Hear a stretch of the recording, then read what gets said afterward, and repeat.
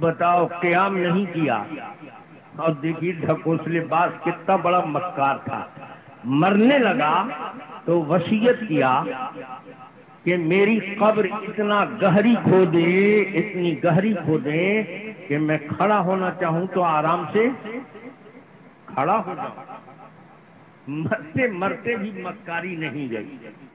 السلام علیکم ورحمۃ اللہ وبرکاتہ. میں محمد امتیاز پلامبی. معزز ناظرین، آپ نے بہت ساری جگہوں پر دیکھا ہوگا رضا خانیوں کو کہ جب پروگرام ختم ہوتا ہے تو پروگرام ختم ہونے کے بعد وہ قیام کرتے ہیں، یعنی سب کے سب لوگ کھڑے ہو جاتے ہیں اور نبی پاک علیہ الصلاۃ والسلام پر درود و سلام پڑھنا شروع کر دیتے ہیں. اس کھڑے ہونے کو قیام کرنے سے تعبیر کیا جاتا ہے. کیا اس قیام کرنے کی شریعت میں کوئی اصل ہے؟ جائز ہے، جائز نہیں ہے؟ یا اس پر شدت کرنا، ضروری سمجھنا، قیام نہ کرنے والے کو گمراہ کافر سمجھنا از روئے شریعت کس حد تک درست ہے؟ اس سلسلے میں مکمل وضاحت کے لیے مناظر اسلام حضرت علامہ سید طاہر حسین صاحب گاوی دامت برکاتہم العالیہ کا یہ قیمتی اور اہم بیان آخر تک ضرور سنیں، انشاءاللہ بہت فائدہ ہوگا. اور رضا خانیوں نے جو اس مسئلے میں شدت اختیار کی ہے اس کی حقیقت بھی آپ کے سامنے آ جائے گی. شکریہ، جزاک اللہ. قیام کر لینے سے کوئی بریلوی نہیں ہو جاتا ہے. ایک چیز جب اپنے حد میں رہتی ہے وہ صحیح رہتی ہے، اور جب حد سے اوپر اٹھا دیا جاتا ہے وہی چیز غلط ہو جاتی ہے.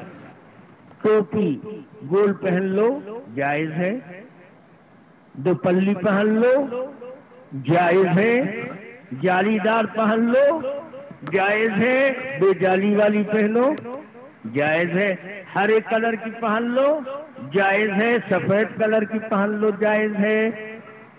لیکن سفید کلر والا اگر کہے کہ دوسرے کلر کی ٹوپی پہننے والا مسلمان نہیں ہے، اس کا عقیدہ خراب ہے، اس سے سلام مصافحہ جائز ہے، تو اب یہ کلر حرام ہو جائے گا، یہ ناجائز ہو جائے گا. کیوں؟ اس کو دین میں داخل کر لیا، اس کلر کو دین سمجھ لیا.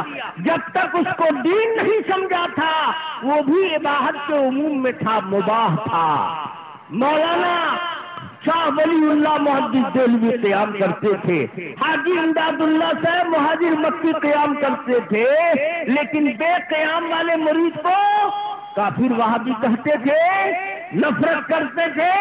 تو اس کو دین میں داخل نہیں کیا تھا، وہ حد اباحت میں تھا. تم نے دین میں داخل کر لیا. جو قیام نہ کرے وہ سنی نہیں ہے. بتاؤ تو صحابہ سب سنی نہیں تھے؟ اور صحابہ کو تو جانے دو، خان صاحب خود سنی نہیں تھے، بیٹھے رہ گئے، قیام نہیں کیا. تو بتاؤ خان صاحب کیا ہوئے؟ وہابی ہو گئے نا. اب آپ کہو کہ حضور سے ان کی ملاقات کب ہوئی تھی اور کب حضور کو انہوں نے دیکھا، آپ بیٹھے رہ گئے، تو ہم کو کچھ کہنے کی ضرورت نہیں ہے. تمہاری کتاب میں دو کتاب یہاں موجود ہے، حیات اعلی حضرت اور سوانح اعلی حضرت. دونوں کتاب میں یہ واقعہ لکھا ہوا ہے. مولانا احمد رضا خان صاحب گئے حج کرنے. کون حج؟ پہلا حج نہیں، فرض حج تو یہ باپ کے ساتھ کر چکے تھے، وہ حج تو کر چکے تھے، یہ دوبارہ نفل حج کرنے گئے. حج بہانہ تھا، یہ گئے تھے مکے مدینے سے علماء دیوبند کے خلاف کفر کا فتویٰ لانے. اس حج کی بات ہے. مولانا احمد رضا خان صاحب نے خود اپنا واقعہ بیان کیا ہے کہ ایک دن مدینہ طیبہ رسول پاک صلی اللہ علیہ وسلم کے مزار مقدس کے حضور کے مواجہہ شریف میں روبرو کھڑے ہو کر وہ غزل میں نے پڑھنا شروع کیا. سوئے لال زار آتے ہیں، تیرے دن اے بہار آتے ہیں. پہلے یہ غزل پڑھی، یہ نعت پڑھی تو رسول پاک صلی اللہ علیہ وسلم کی زیارت نہیں ہوئی. لیکن دوسری بار پھر روضہ اقدس پر حاضر ہو کر جب میں نے یہ نعت پڑھی تو رسول پاک صلی اللہ علیہ وسلم سامنے آ گئے. حضور پاک صلی اللہ علیہ وسلم سامنے آ گئے اور اعلی حضرت بیٹھے حضور کا دیدار کرتے رہے. حضور کا دیدار جیتے جاگتے سر کی آنکھ سے ایمان کی حالت میں جو کر لیتا ہے وہ کیا ہوتا ہے؟ صحابی. اسی لیے ان کے نام کے ساتھ رضی اللہ عنہ لگاتے ہیں. اعلی حضرت نے بیداری کی حالت میں سر کی آنکھ سے رسول اللہ صلی اللہ علیہ وسلم کو دیکھا. ٹھیک ہے چلو، بہت بڑے بزرگ تھے، بہت اللہ کے نبی کو ان سے پیار تھا. حضور روضہ اقدس سے باہر، قبر سے باہر نکل کر چلے آئے اعلی حضرت کے سامنے. تو ان کو چاہیے تھا نا کہ کھڑے ہو جاتے، بیٹھے ہی رہ گئے. بتاؤ، قیام نہیں کیا. اور دیکھیے ڈھکوسلے باز کتنا بڑا مکار تھا. مرنے لگا تو وصیت کیا کہ میری قبر اتنا گہری کھودیں، اتنی گہری کھودیں کہ میں کھڑا ہونا چاہوں تو آرام سے کھڑا ہو جاؤں.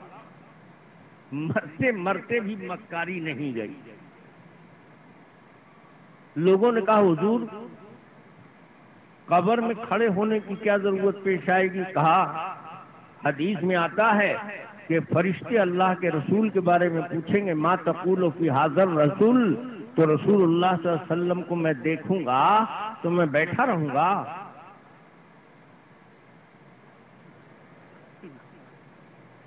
اچھے بیٹے، قبر میں تم کھڑے ہو جاؤ گے اور مدینے میں اللہ کے رسول کو دیکھا تو کھڑے نہیں ہوئے. یہ مکاری ہے.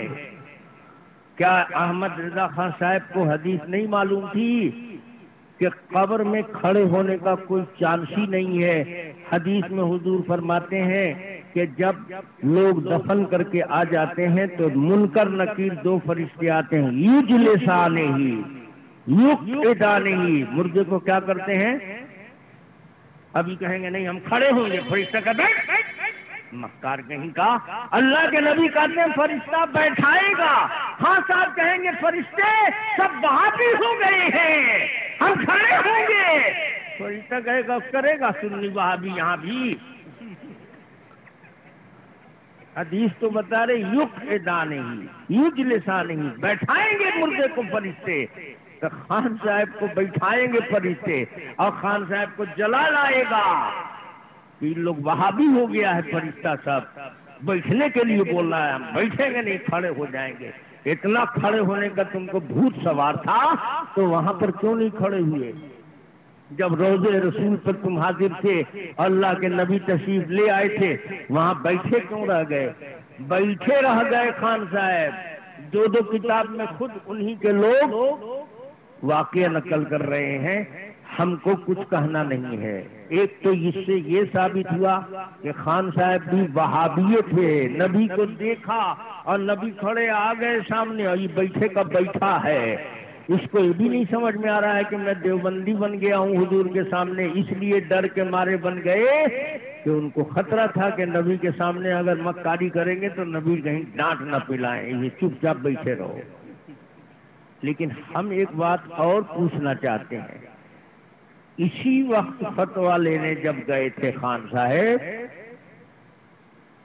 تو وہاں کے عالموں سے فتویٰ لیا اور حضور زیارت ہو گئی تو نبی سے کہتے ہیں کہ یہ دیوبندیوں کے خلاف فتویٰ یہاں کے عالموں نے دیا ہے، آپ بھی ذرا اس پر دستخط کر دیجئے. نبی سے تصدیق کیوں نہیں کرایا؟ جب ملاقات بھی ہوئی پیش کیوں نہیں کیا؟ نبی سے تائید کیوں نہیں کرائی؟ ڈر لگ رہا تھا ان کو، جان رہے تھے کہ نبی کے سامنے مکاری چلے گی نہیں. جھوٹ بولا ہے، دھوکہ دیا ہے، ہمت نہیں ہوئی کہ نبی سے کہے آپ بھی اس پر دستخط کر دیجئے، اس کی تائید کر دیجئے، مہر لگا دیجئے. میرے دوستو جھوٹ کے پر نہیں ہوتے، یہ پورا قافلہ جھوٹوں کا قافلہ ہے.